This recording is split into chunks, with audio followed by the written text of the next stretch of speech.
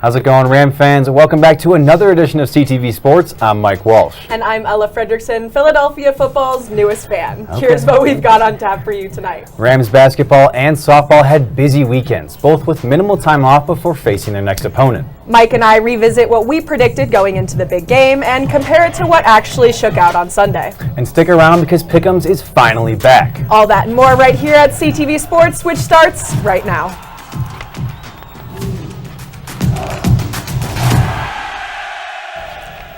Now, Ella, I can't take full credit for this line, but aren't you glad to be a Ram?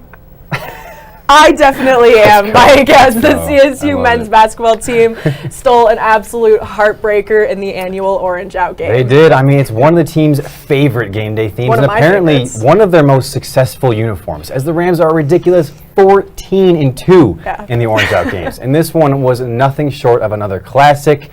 You know, Nick Clifford. I mean, what other story is there? What other story is there? But going into this, obviously we got these clips going in from Jalen Lake. Easy one, go to Neek, but here's the story of the game. The offensive rebound. See Rashawn Bemba getting the ball, getting into Jalen Crocker-Johnson. Huge night for him. Had this layup here, had this huge three. Got him 10 points on the night for the second leading scorer. But again, the offensive rebounds. Kai Jorgensen, huge putback there. And then we go Ethan Morton with a huge N1, get the entire team fired up. We keep going out through the game. It's back and forth. San Diego State is responding to pretty much everything, but we flip it up. The Rams go into the post. Rashawn Bemba going to work. Neek going to work. The whole team really not taking much outside shots, kind of getting in the paint, getting those layups, getting those jump shots. See Jalen Crocker-Johnson getting his own rebound, going back up, getting free throws. Huge part of tonight was the effort. You had to beat SDSU at their own game, and their own game is out-rebounding you, out-physicaling you, if that's even a word, physicaling you. That's what you have to do as a Ram, and that's exactly what the Rams did. Taken after Ram legend Isaiah Stevens, Nick Clifford just had to continue the winning ways. Yeah, the boards and the backboard were like the two things that made that game. But I mean, the game didn't just look good on the highlight reel. This one was a good night for the box scores. As Clifford had his typical 20-point scoring night to go along with 13 rebounds and an awesome 3 steals. But it obviously wasn't just him. Definitely As Mike not. mentioned Definitely earlier, not. Rashawn Bemba was beast on the board and had some clutch ones to secure this win for the green and gold. And moving straight into the total box score, it was actually a bit of a surprise, as the Aztecs led in a few different categories, like assists and blocks. But at the end of the day, the Rams took the crown for the more efficient team, while also dominating the glass with the entire front court doing their part, grabbing 17 offensive boards, the highest number for the Rams under Coach Medved. A huge win for the men over in Moby, and they don't have any time to waste as the Aggies of Utah State are welcoming the Rams to Logan, tipping off at 9 o'clock tonight. And this Utah State team is no joke, as they currently sit at 21-3 overall and second in the conference at 11-2. Crazy competition. But that game will be over tonight and covered on our Thursday night news show. So for now, let's recap that women's game from Saturday. Sounds great. And this one was another huge win for the Rams, but this matchup took place in Boise as the Broncos tried to defend their home court. And of course, the green and gold are led by star forward Emma Ranziak. Had a huge night in this one with 24 points. But just getting into it, you see threes being bombed by the Rams.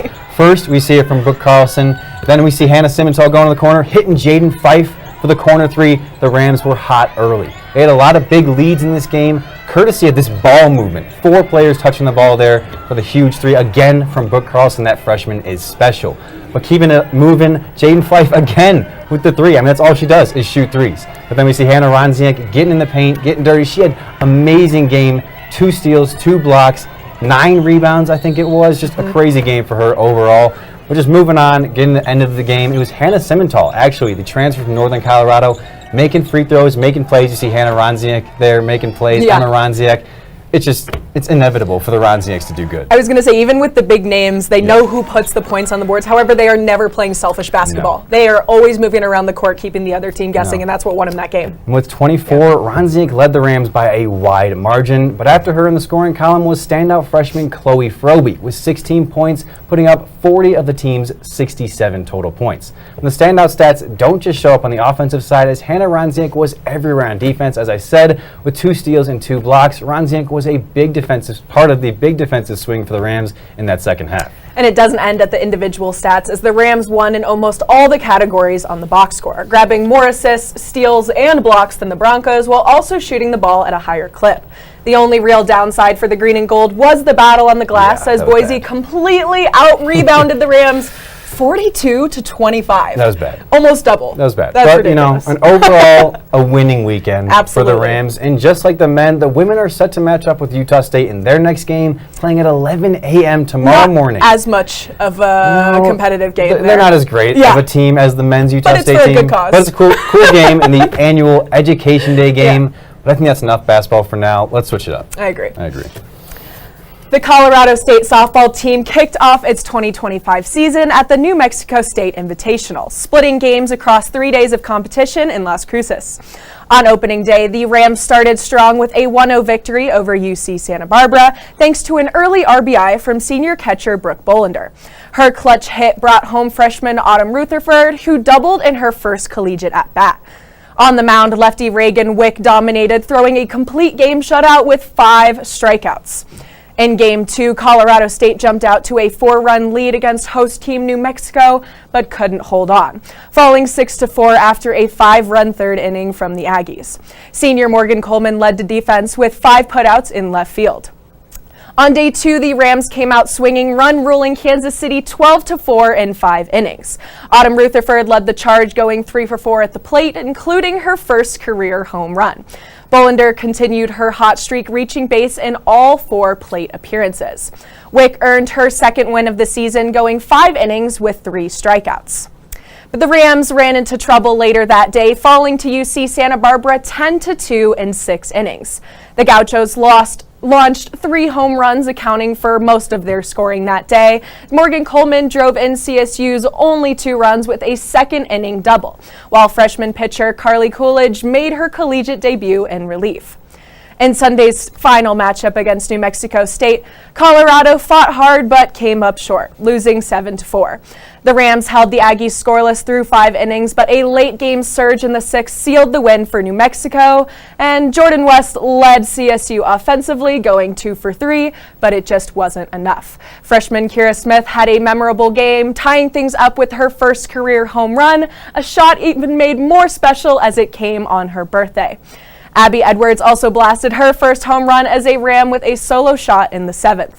With strong individual performances and promising debuts from several freshmen, Colorado State wraps up opening weekend with a 2-3 record and looks ahead to its next challenge.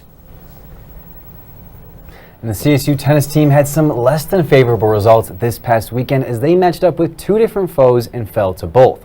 First up was the Minnesota Gophers, who put on quite the display on Saturday. Besting the Rams in every match outside of one, the Gophers made quick work of pretty much every match. Victoria Rektichenko and Sarah Weekly had the only win of the day for the green and gold, besting Minnesota's top doubles team with a score of 6-4. And after that tough loss on Saturday, there was another hungry Power Conference school waiting, as the Missouri Tigers also didn't really tremble at any of the matches against the Rams, winning every match except for the number 2 bouts, where Victoria Zajinskaya and Logan Vokes took the doubles win, while Sarah Weekly claimed the only singles win for the Rams. And Coach Miley Tran knows the team struggled, but says that she knows the team can do better. And in all honesty, Ram fans know they can do better because all these players have done it in past years. But for now, they will look ahead to their next match back at home as they will host BYU.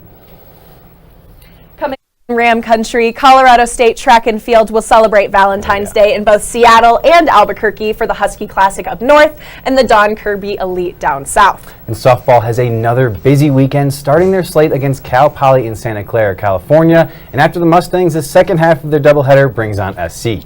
On Saturday, they will face both UNC and UIC San Diego before meeting Santa Clara again on Sunday. But even though Rams softball is on the road, the annual Border War is right here and in Moby Arena this weekend. Mike, what should we expect? I mean, earlier in the show, I mentioned that the team has a tough task tonight. Yeah. But I think this Saturday? Is the real game of the week for pretty much all Ram fans. I mean, this is the Rams face off with their Border War enemy, the Wyoming Cowboys. What do we look for? What's going to determine this game? I mean, we talked about it. The energy is just different when it comes to this matchup, especially here in Fort Collins. Is what I'm feeling good about. Yeah. The Rams have looked really good at home. I mean, these 3 guys have looked amazing. Neek, Kyan. Jalen kind of stepping off as of late with the scoring outputs. He was doing a little more of that early in the season, but he's still doing his part. I was going to say, with the energy of Mobley with this weekend, I could see him putting up big numbers Agreed. again. He always goes off at home. Yeah. That's huge. And Neek does too. And when your best player plays his best at home, I think that's all you need. It's contagious. Yeah, and it's a Saturday afternoon game. I think the students are absolutely going to pack this one. Yeah. This is the one that everybody looks forward to, not necessarily because of the court storm, but just because of the rivalry in general. Yeah, you just have to beat your border war rival. I mean, you have to do it. And the stars for Wyoming can't be underestimated. No, absolutely not. This game always means more and is played with so much more energy than just a normal game. So you can't doubt them no matter what their record is. Any name could come up big in this one. All it takes is one. All it takes is the momentum to shift, you know, at the end of the first, whatever it may be. I'm excited for it. I'll tell you, their guard, Obi, though, is scary. Yeah. I mean, he shoots almost 50% from the field, and that's as a guard. Usually you see that from centers because they're right next to the basket when they're shooting. But this is a guard averaging almost 18 points on 50% shooting. That in itself is scary for me. Yeah, if you're watching one name on the court that's not green and gold, Obi's the one to be watching. He's going to be the most dangerous weapon on that side of things, at least in my opinion. We got the defenders. That guy's tough to guard. Yeah. No, there's a reason he's got such a high average. You know? But again, that game is not until Saturday. So the men have a huge week ahead of them. Make sure to keep tuning into CTV to hear about both of those games. But for now, we're going to take a quick break. But when we come back, the big game has to be discussed. And of course, our thoughts on the outcome. Don't go anywhere.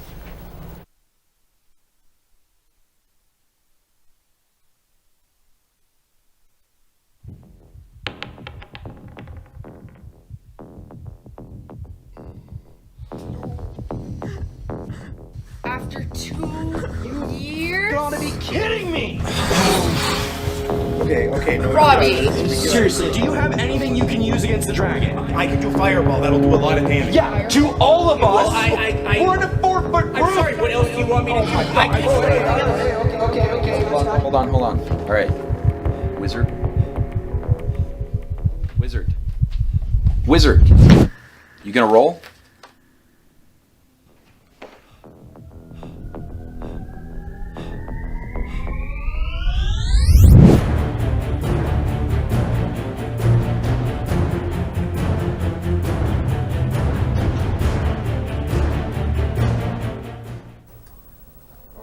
Welcome back from the break, Rams. I'm AJ Fredrikson. From the opening kickoff on Sunday, it was deja vu from 5 years ago for the Chiefs.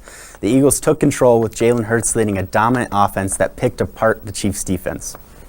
Hurts threw for 221 yards and 2 touchdowns, adding a rushing score to seal his MVP performance. Meanwhile, Philadelphia's defense sacked Patrick Mahomes 6 times and snagged 2 interceptions, including a pick 6 by rookie cornerback Cooper DeJean.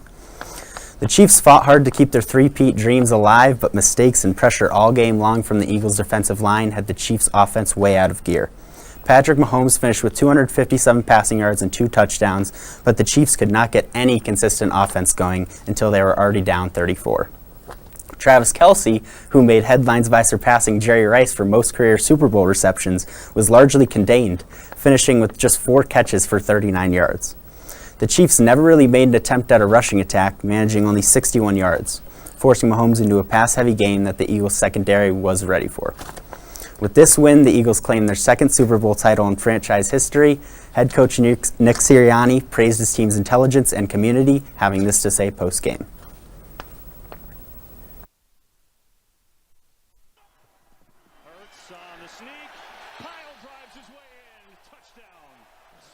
I tell our coaches before every off-season, you want to know what the secret to good coaching is? Yeah, come on in. Get good players. Okay. We got great freaking players, man. We got great players. You can't be great without the greatness of others. And this is the most ultimate team game there is. I've said that probably 50 times tonight. You can't be great without the greatness of others. And it takes everybody in this awesome game. Hurts, now a Super Bowl MVP alongside the Eagles defense, proves why they were one of the league's most feared units all season long. As Philadelphia celebrates a championship parade in the streets, the Chiefs are left wondering what went wrong. I know you guys are wondering the same thing. What happened? I'm definitely wondering the same thing. I am wondering the same thing as well. Spags let me down. Yeah. That's really all sure. I have to say. That was the worst Chiefs performance I have seen in a long time. Since that Bucs game. I don't know. That Bucs game kind of feels a little worse just because they couldn't score at all. They scored 9 points. They scored 1 touchdown in this Super Bowl in my book. It was their first touchdown. Everything else was give me points after the Eagles knew they had already won. Right. Right? Yeah. So they scored 6 points in Super Bowl 59. 34-0 was pretty brutal. Yeah. I mean, how do you let it get that bad? I don't You're know. supposed to be the team that comes back in these games. I don't know. You know, you're supposed to be a second half team, and then we just saw nothing. I They couldn't never tell you. started playing football. It was never close. I mean, it never felt competitive, and that just sucks as a Super Bowl. Yeah, But I mean, AJ, it's what all do you right. think happened? I don't know. I thought the Chiefs' defense played a pretty good game. I thought there wasn't much more they could do. The Chiefs turned it over 3 times. Yeah, that's rough. But the Chiefs' offense really just, I think that's what blew the game for them. Yeah, I mean, the Eagles' defense, obviously the star of the show. 6 sacks on Patrick Mahomes. 0 blitzes. Zero blitzes. 4 guys Yeah. coming at you, get sacks I mean, 6 times. That's the stat of the game right there. It has to be. You don't see Patrick Mahomes go down, at least not without a flag anymore. And they did Not a lot it of clean. flags. No, there Yeah, wasn't. no, I mean, it was a pretty clean game. I liked the way it was called. You can't really blame it on the refs with this one. It was just good football on the Eagles. Agreed. Yeah. Although I couldn't join you guys all last week to talk predictions, that might have been for the better. Let's take a look at those again. Yeah, I'll take the lead here and admit that I had just a few things to say last Not great, week not great. that were not correct, that I am willing to take back.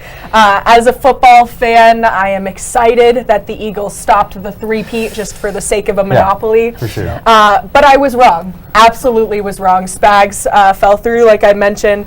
The Chiefs, in fact, did not win. I think we got to hear it, honestly. Let's take a look. Personally think it should be that close.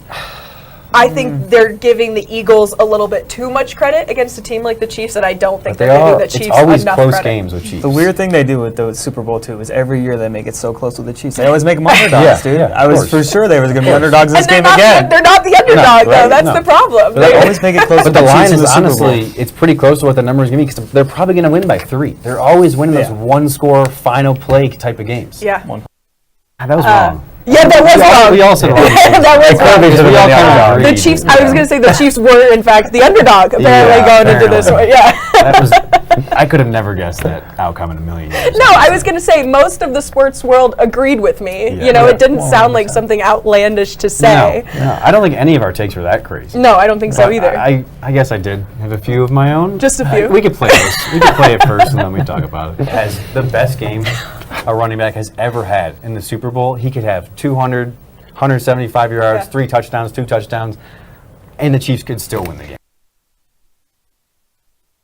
Wrong here. I was the wrong message, I guess. The was wrong being message. pointed out because he didn't really go off. He had no touchdowns. No, and Hunter did say that. Yeah. Yeah, that 2 was yards per carry. The guy got Yeah. the ball 25 times. obviously the Chiefs were expecting Saquon to be given the ball. They rewired their offense intentionally, and you were right. He had he had the under. I think 6 this proves receptions, your 40 other yards. point more though about Jalen Hurts and the passing yards because you said if Hurts is throwing, they're losing, pretty much. Yeah. I said if he was throwing a lot, they were going he to. And he did, and they won. That take was not included in the clips we were just looking at. But yeah, I did say if Jalen had 120 passing yards at halftime, that the Eagles were going to lose. I think he might have had that in the first quarter, maybe. I mean, he was he was throwing the ball. No, definitely. And they were definitely doing well. So. Yeah, but I mean, calling the under on Saquon, that was impressive. call, I know good call. they like to give him a lot of generous lines just because he usually is guaranteed to have sure. those big numbers, and he just, he kind of took the Yeah. back seat a little bit, let the rest of his offense do the rest, and came in clutch. Yeah. Even though I called the Saquon You did, one, you did. I also had some bad takes as well. So they weren't all perfect. Let's hear it. Let's hear it. I think turnovers, like you said, won't be really a factor in this one. But I think you're going to see Jalen Hurts probably throw gonna for say, yeah. 300 yards, I think, at least. I think the Eagles... 300. This is a pretty inaccurate one. Yeah. I mean, turnovers. Turnovers were the The game. name of the game. I mean, if they didn't have those turnovers, this is a close game. Yeah, I Going mean, down the wire. pick six is the easiest Yep. thing to mention. But also, the fumbles. We saw an interception from the Chiefs early, and then they were real quiet otherwise. Turnovers were a huge factor. And that was just momentum right there. Yeah. I mean, like it was close. They were down by a few scores, but that pick six just. That was the game. It set the That was the motion, game. yeah. I remember I got a text from AJ right after Yeah. that pick six happened, and he said, "Game over." Yep. That was it. You could have. You 2 could have called words. it a Game lot of over. points, yeah. But that's enough about the Super Bowl. Yeah. We finally had Pick Ems back, though. Pick Ems is back. But of course, we have to do a break. Yeah. We have to build the suspense. Don't go anywhere So don't just go yet. anywhere.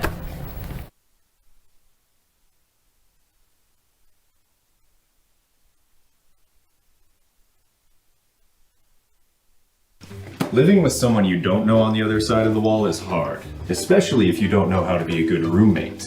The first thing that you'll want to do to be a good roommate is make sure that you always stay quiet.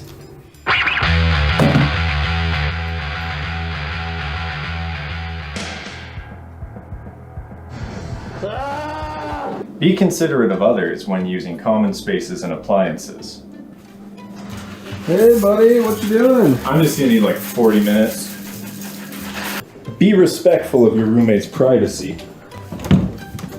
Ugh, my bad. Finally, make sure that you clean up after yourself. Oh, fresh toothbrush.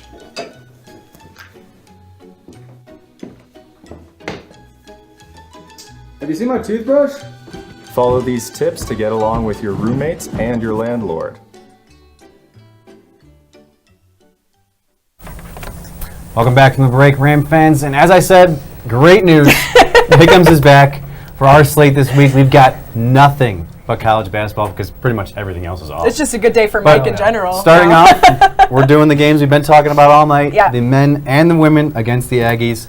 This first game. Yep. Tonight, 9 p.m. tip-off. I was going to say a late game for them. Past everyone's bedtime. Yeah, I don't know how much viewership they're going to get on this. It's on Fox Sports 1 too. We're How are gonna you do it. doing it at 9 p.m.? I mean, Mount Rushmore. I'm gonna watch it, I but- guess. Yeah, usually we get to do our live updates, Yeah. you know, when Yeah. the Rams have a basketball game, and tonight I will be fast asleep by halftime. Exactly. So, Agreed. but I'm taking CSU on this one, even though, like Mike and I said earlier, it's going to be a close game. I'm a good expecting game. that, but I do think CSU is going to come out on top. We've got the momentum going into it. Hunter? Yeah, I'm gonna go with Utah State in Okay. this one. They're 21 All and right. 3. CSU is just a different team on the road. You Yeah. saw it last That's- week that's against a New great Mexico. point. They're gonna keep it close, but it's gonna be too much like New Mexico was last week. Yeah. I would agree. I got to go with Utah State as well. They're just too good. They have a great program at home. It's a slam dunk for I'm me. not going to lie. I got to disagree. I think this is the type of win that the Rams need. I agree. This is, And they know that. This is one of the top teams in the conference. They had a chance to do that against New Mexico at home. Obviously, I think New Mexico is a few leagues above everyone else, Yeah. just in my 100%. opinion. I think this Utah State team is beatable. I think it's really only a few guys you got to guard. It's Ian Martinez. You stop him, they have one other scorer in Mason Falsev. Outside of that, it's not much. Yeah, I So- think if the Rams put up a good first half Yeah. and they have a little bit of insurance maybe Crucial. going into the second half, that would be huge. I think if Big it's a start close would be game, huge. close game in the second half, I don't know if they can squeak Right. that one out, but if they have a Exactly. really good first half and they got a lead to build on, I think they can do it. Maybe all those offensive rebounds again. Exactly. I mean, That if would they be set a nice. record, I mean, they can set another one. Why not? But For the women, Second one? I think it's a little bit of a different story. Yeah. Utah State's women's program is not nearly as strong as the men's, so I'm taking CSU again, and I'm a lot more confident in this Rams pick than the first one. I want to say that they have 2 wins on the Total. season. They've played 23 games. Not just conference. 23 games, and they've won 2 of them. So They just- are due for a win. I think they're due for a win at all times, essentially. But yeah, you know what? You're right. They might be due for a win, AJ. I don't know. Third time's a charm I- in some way or another. No, Yeah. AJ, you're going to have to explain yourself on I this think one. you're alone on this one. Yeah. I don't know. I think at a certain point the team wants it. I think they do. Okay. I think this could be the day that it ends and they get that third win. Any day could be the day. and Even if AJ even with calls the it- education Yeah, day, education day, come on, bro. I don't know if you've been there, but there are 4,000 screaming kids that never stop. They continue the entire game. You can't hear anything. It doesn't matter if CSU is losing. It doesn't matter if it's a timeout. Yeah. Those kids are bringing the energy the entire In time. Utah State, they can't win when they have no one at their game. I can't imagine what it's like with 4,000 screaming kids at their game at 11 a.m. on a Wednesday. That's all I'm going to say. That's all I'm going to say. Gonna make it a lot Yeah. tougher. Yeah. It's gonna be a rough one for Utah State. You can imagine that's an amazing field trip and experience for course, them. If I was it on is. that trip, I would be screaming my lungs out too. Yeah, you I know? can't believe you're rooting for these kids to watch a loss. I'm not rooting This for is it. very un-CSU of you. I was going to say game number 3 still in CSU territory, but obviously the border war. We haven't heard how Hunter and AJ are Exciting. feeling about it yet. What do you guys think? Yeah, I would say give me the Rams in this one. I think, like you said, it's going to be a competitive game. It's going to be closer than people think because I think they're going to be favored by more than 10 points, but it's going to be a super close game, competitive week for them too. Yeah, so, competitive give me week. the Rams. Do you think they're going to get tired?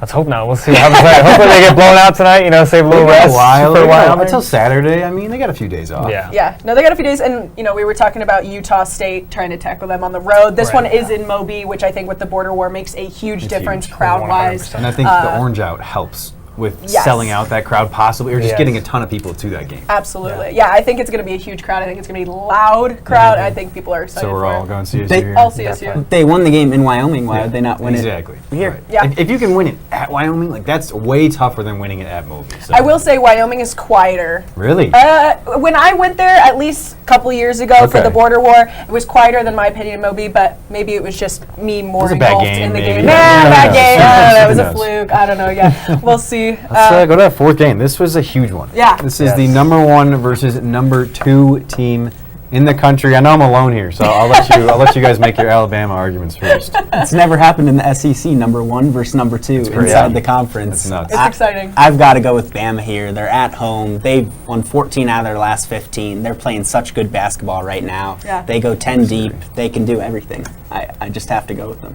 Hunter, do you agree? Yeah, I agree. I think Bama especially is going to beat them pretty well. I think actually Vanderbilt played very bad, they played very bad against Vanderbilt today. They're up 15-0 early, almost lost that game. So give me Alabama. Yeah, I think the line is 4.5, if that's what I was seeing, somewhere around there. Alabama's never usually given a good line because it's Bama, right? Bama hoops, not football. But I am expecting them to come out on top of this one, and I think, like Hunter said, not necessarily a decidingly win. I don't think it'll be double digits or anything. I think it's going to be a good game, but I do think Roll Tide. I like all the arguments. Yeah. This Alabama team is no joke, obviously. They're number 2 in the country for a reason. And honestly, I didn't think Auburn should stay at 1 after that loss to the Gators, but I think the Gators are just better than people think. No, I agree. But for this one, I just got to go Auburn because I think they have to respond. This has to be their year. You're not getting another year of Joni Broom, their best player by, I think, 3 or 4 players. Like, he's been their best player for 2 or 3 years now. He's definitely leaving after this year. You need a staple win like this. Yeah. The stats, you're right. 100%. They lead towards Alabama. They're at home. Yeah. This team has been better, I think, this year, but Auburn's still putting up a good argument. I just got to go with Auburn. Do they have an answer for Broom? Does Alabama have an answer for Broom? Even if they don't, I still think they can outscore them. It's the same thing you saw in March Madness last year where Alabama just outscored them. They played no defense. The defense wasn't needed at that point. It's just attractive every time. Every time. But, I'm fine going solo on that one. Yeah, we'll look back. All right, we'll look back on it. Let's go to Game 5. We got another star-studded matchup. Yeah, a good one. I don't know if we can really talk about this one as well as we wanted to because it did happen. Already. Yeah. We were planning on maybe just talking about the results a little bit. I had my guess before the game even started. You had everybody else did. In response to it, what do you think? I'm not surprised, obviously, because I did choose Kentucky in this one. Yeah. I'm a little surprised that it wasn't like a 1 or 2 point game. I think it was like an 8 or 9 point game. Yeah. I just think Kentucky has so many players. Yeah. And they did so well in the transfer portal this year. They got Mark Pope, a brand new coach. Who knows what you're going to do with a first-year head coach? And they've been awesome. Yeah. And everyone's buying into him. I mean, he seems like a great guy. And they finally play defense. Yeah. Finally, the Kentucky team plays I thought the game was going to be finishing up right about now, and I thought we were going to see a Yeah. Tennessee buzzer beater. No, but I agree. Kentucky has a deep bench, and that's hard to beat. When you don't have to have the stamina when you can just keep putting new guys in, and they're going to keep putting points on the board. So and they were without one of their best players tonight, Jackson Robinson, who came with Mark Pope, transferred with Coach Mark Pope. So this is a big win for them. That's a big win without a guy like that. I mean, this just shows this Kentucky team is so much deeper than we thought. They're legit. I think they can make a real run in March. Yeah. I don't know. No, I agree. These guys can also lose to anybody, though. They got 7 losses on the year. Yeah. They only beat good teams, in my opinion. Yeah. But it could hurt them or it could help them. Good teams are in the tournament. Yeah. Right? Final game of the night. We've got Wisconsin. Purdue. Mike, I know you feel passionate about this one, as you always do when Wisconsin's in. Honestly, I've had some passion for Purdue in the past, too. I was a big Zach Edey fan when he was there. Yep. So this is a tough game, but I, obviously am a bigger Wisconsin fan. And John Tonje, baby. the former CSU Ram, I was going to say he is leading this Badger team to hopefully a top 10 seed in March Madness. I mean, this team just looks good. Yeah. I think Purdue's kind of they've had their years. I think a few new Big Ten teams need to come along. I think Wisconsin gets the win here. Yeah, we had to bring up Tajay. Obviously. I took the Boilermakers just because I think it's going to be competitive. For sure. And I think it's going to be close.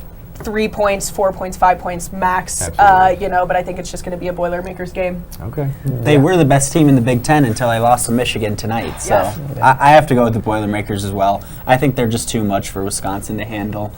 I don't think Wisconsin has beat that many good teams this year, and I think Purdue has a pretty good resume. So I can agree with that. They definitely haven't beat that many good teams, but Purdue, I don't know. Look at the Purdue's schedules. falling apart, man. It's not like they're both doing. I don't know. They're both not doing Michigan amazing for me to say it's one of these teams versus the other. It's going to be a close game, and I'm just going to go Wisconsin. If Wisconsin wants to win this game, or if they win this game, they're going to be a top 3 seed in the NCAA tournament. So I think I agree with AJ. They haven't really beat anybody. I think their best win is Ohio State. They